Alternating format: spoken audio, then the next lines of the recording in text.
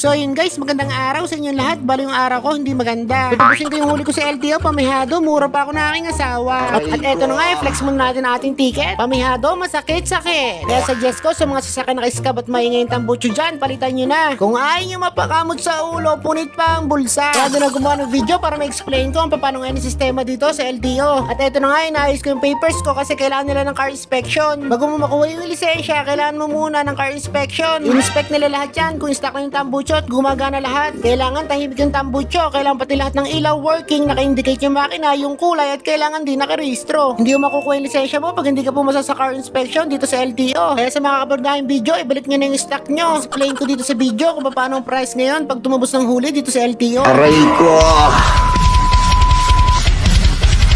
So yun guys, magandang araw sa inyong lahat. Bali yung araw ko hindi maganda. Tutubusin ko yung huli ko sa LTO, pamihado, mura pa ako na aking asawa. Pamihado, punit na naman ang bulsa. At eto na nga, nandito na kami sa LTO, sumabay pa yung napakainit na panahon dito. Pamihado, mapapakamot na naman ako sa aking ulo. Kaya suggest ko sa mga sasakyan na iskab at maingay yung tambucho dyan, palitan nyo na. Kung ayaw nyo mapakamot sa ulo, punit pa ang bulsa. Kaya doon na gumawa ng video para ma-explain ko ang paano ngayon yung sistema dito sa LTO. At eto na nga, inaayos ko yung papers ko kasi kailangan nila ng car inspection. Bago mo makuha yung lisensya, kailangan mo muna ng car inspection. Inspect nila lahat yan kung stock na yung tambucho at gumagana lahat. Kailangan tahimik yung tambucho, kailangan pati lahat ng ilaw working, naka-indicate yung makina, yung kulay at kailangan din nakarehistro. Hindi mo makukuha yung lisensya mo pag hindi ka pumasa sa car inspection dito sa LTO. Kaya sa mga kapag na yung video, ibalik nyo na yung stock nyo. Explain ko dito sa video kung paano ang price ngayon pag tumubos ng huli dito sa LTO.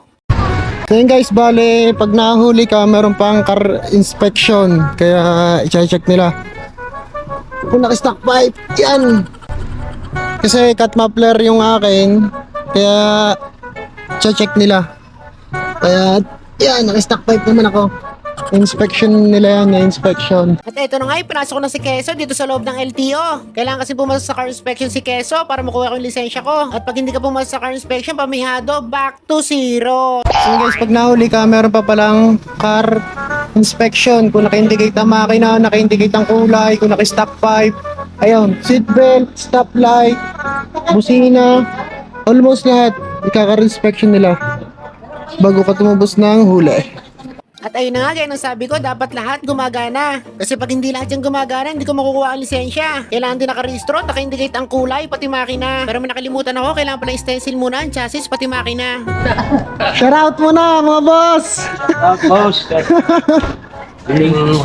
Ma-indicate naman yan. Bago rin. Hindi pa malaki na. Oh, sir eh. Nakarehistro naman na kayo. Nakarehistro. Kay Boss Ramel at saka sa Pogi Club din na kayo. Yun, shoutout sa inyo mga boss. Boss Ramel.